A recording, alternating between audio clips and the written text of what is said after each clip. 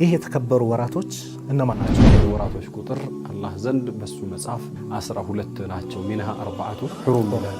ከነዚያ ውስጥ 4 የተከበሩ ወራቶች አሉ ብሎ አላህ ሱብሓነሁ ወተዓላ ያስቀምጣል። እነዚህ 4 የተከበሩ ወራቶች ላይ ደም ማፍሰስ፣ ወንጀል መስራት፣ የተለያዩ ኃጢአቶች ላይ መሰማራት ከሌሎች ወራቶች እጅግ ወንጀሉ የከፋና የከበደ እንደሆነ ቁርአኑ ያስቀምጣል። ተዋጉ ላለመባል ኃጢአት ሰሩ ላለመባል ሲሉ ራሳቸው ዝም ብሎ ወራቶችን የመግፋት ሂደት ነበር። 4ቱ የተከበሩ ወራቶች የሚባሉት 3ቱ ተከታታይ ናቸው። የዙልሂጃ 10 ቀናቶቹ እንደው ስለ ዙልሂጃ ደረጃው ዙልሂጃ ምንድነው? የዙልሂጃ ፈድል ደረጃውስ ምንድነው? እነዚህ እንመልከት። ወልፈጅሪ ወለያሊን 10 ይላል አላህ ሱብሓነሁ ወተዓላ። በጎህና በ10 ሌሊቶች እምላለው ይላል። የዙልሂጃ 10 ቀናቶች ከረመዳን 10 አሽረል አኺር ከሚባሉት ከ10 ቀኖች ይበልጣል።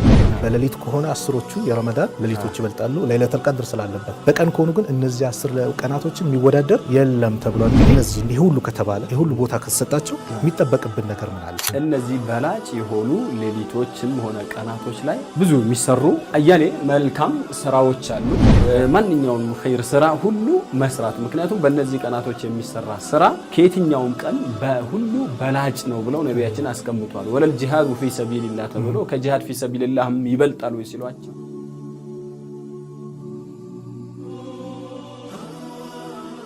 بسم الله الرحمن الرحيم الحمد لله رب العالمين والعاقبة للمتقين